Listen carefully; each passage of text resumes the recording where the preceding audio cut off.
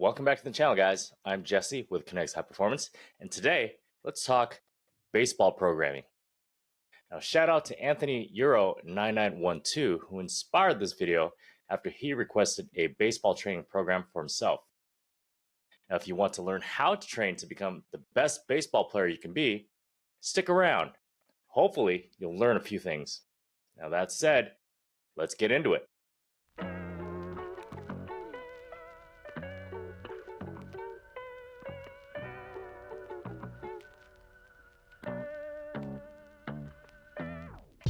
So, baseball players will benefit greatly from understanding strength training is a force multiplier. If you want to hit bombs, get bigger, stronger, and more powerful. If you want to throw gas, get bigger, stronger, and more powerful. Think about it like this. Golf and table tennis are all about fine motor skills. Baseball, on the other hand, is a power-based sport. While it requires incredible skill, your physical strength and power are what allow you to hit a ball 450 feet or throw 95 miles per hour. So, what does this mean to you? Well, if you spend all your time in the batting cage but no time developing your strength, power, and overall athleticism, you aren't likely to increase the exit velo or pop off your bat.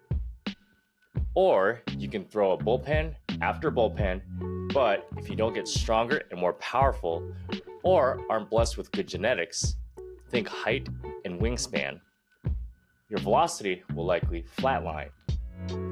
Now with that out of the way, let's talk about how to structure your workout plan. First off, you need to know what your training age is. This is basically how much experience you have in the gym. A very rudimentary way of classifying yourself would be if you've been training for 0 to 2 years, you're a beginner, regardless of chronological age. If you're a junior in high school but didn't start lifting until freshman year, you would still be considered a beginner. You have 5 years training experience and you can consider yourself an intermediate. 6 to 10 years and you can consider yourself advanced. And finally, 10 plus years and you are elite. Now, regardless of your training age, something to consider is how to structure your program. The gold standard is having a periodized training program. Most of you out there will greatly benefit from the traditional linear periodization. Essentially, you will start with high volume and low intensity strength training. For example, 3 sets of 12 repetitions at 60% of 1 rep max. Now, as you progress, you will shift your focus to low volume and high intensity. This can look like doing 5 sets of 3 reps at 85% of your 1 rep max as you get closer to competition. Other popular programs are undulating and block periodization. These work very well for advanced and elite athletes. Undulating periodization varies intensity and volume within a week or microcycle. Say, for example, one day heavy strength, another day light skill work. Block periodization focuses intensely on 1 or 2 qualities like strength or power, but for only a short block, like 4 to 6 weeks before switching. Once you decide on how you want to structure your training block, ask yourself an honest question. How many days per week can you commit to training? If you overestimate your commitment, it can drastically reduce the effectiveness of your training program. For example, if you think you can do 2 days per week, but often miss out on that second day, choosing an upper-lower body split will leave you undertrained. Some factors that will determine how many days you can train are social and academic commitments, practice and game schedules, and just as important as any, your ability to physically recover. Sports that lean heavily on motor skills like golf should have no problem recovering, allowing for more days to train. But of course, sports requiring high physicality like football may find it challenging, but not impossible to train more days.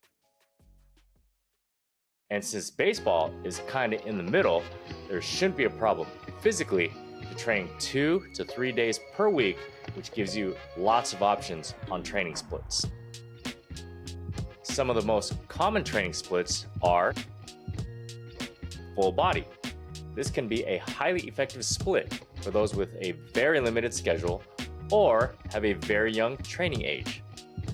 1 to 2 days of training can still achieve pretty substantial gains. Upper body, lower body. This split typically alternates between a full upper body day and a lower body day. Think chest, back, shoulders, and arms for upper body, and quads, hams, glutes, and calves for lower body. If you have an intermediate training age and can commit to 4 to 5 days per week, this could be a great split for you. Push-pull legs. This is another popular split among athletes where you divide your workouts into pushing muscles like chest, shoulders, and triceps, pulling muscles like back and buys, and legs that include quads, hams, glutes, and calves. If you are pretty advanced and can train 5 to 6 days per week, this could be a good option for you. And finally, the body part split, or bro split. This is where you dedicate an entire day to a single muscle group, like chest day, leg day, or arm day. Now, while this split is great for building muscle mass, it can be less effective for athletes because it's hard to get the volume and frequency needed for specific movement patterns. Now again, before you choose your split, have that honest conversation with yourself. Can you really commit to 3 days per week? Or will it end up like one? You don't want to program for an upper-lower split only to find you always seem to miss leg day. Although there does seem to be an epidemic out there causing many guys to skip leg day. All right, now that you have figured out what type of periodized program you'll use and what split you can commit to, what exercises should you do? Now, there's an innumerable amount of exercises you can do, and the sheer amount can cause paralysis by analysis. But the truth is, it's not that complicated. Now, I'd hate to reference training age again, but it's a vital part to exercise prescription. Most young athletes fall into the beginner category. And in fact, many athletes can be in their junior year of high school and still be considered a beginner. And in most cases, you will only get to the intermediate status even during your senior year of high school. This makes exercise prescription fairly simple.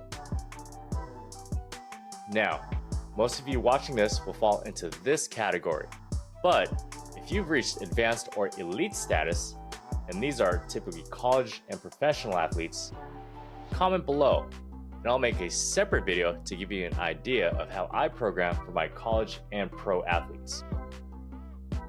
But for beginners and intermediate athletes, the best prescription is KISS, or keep it simple. You know the rest. You want to load up on fundamental movement patterns and become extremely proficient and strong at those. In no particular order, these are the squat. Now think back squats, goblet squats, and front squats. The hinge. Think hex bar deadlifts, kettlebell swings, and Romanian deadlifts. Push. These include bench press, overhead presses, and push-ups. The pull. These include inverted rows, pull-ups, and dumbbell rows. The lunge. Pretty simple examples of this is the backwards lunge, walking lunge, and lateral lunges. Rotation. Things like Russian twists and medicine ball rotational throws. And finally, carry with load. This is simply carrying a load while moving, like farmer's carries. Okay, so you're probably saying, All right, coach, I just started, so I'll follow a linear periodization model and commit to 2 training days doing an upper-lower body split. I'll prioritize a back squat, hex bar deadlift, and walking lunges one day. And on the second day, I'll do bench press, pull-ups, farmer carries, and medicine ball throws. Thanks for helping me become a stronger and more powerful baseball player. To which I would say, you also need to move the weight in a specific manner to develop either more strength or more power. Remember, baseball is a sport that requires powerful movements. Now, strength potentiates power, so the more you have, the more potential for power you have. But to unlock that power, you need to develop rate of force development, or RFD. This differs from maximum force. Maximum force is how much total force you can exert, otherwise known as strength. RFD is how fast you can produce that force, also known as, you guessed it, power. Check out my other videos to learn more about these different but related and complementary components of athletic performance. Now, to sum it all up, use these principles to build a solid training program and start seeing real results on the field. And if you want a more personalized program, drop a comment below, just like Anthony Euro 9912 did, and I'll do my best to help you out with a custom plan. Thanks again for watching, and I'll catch you in the next one.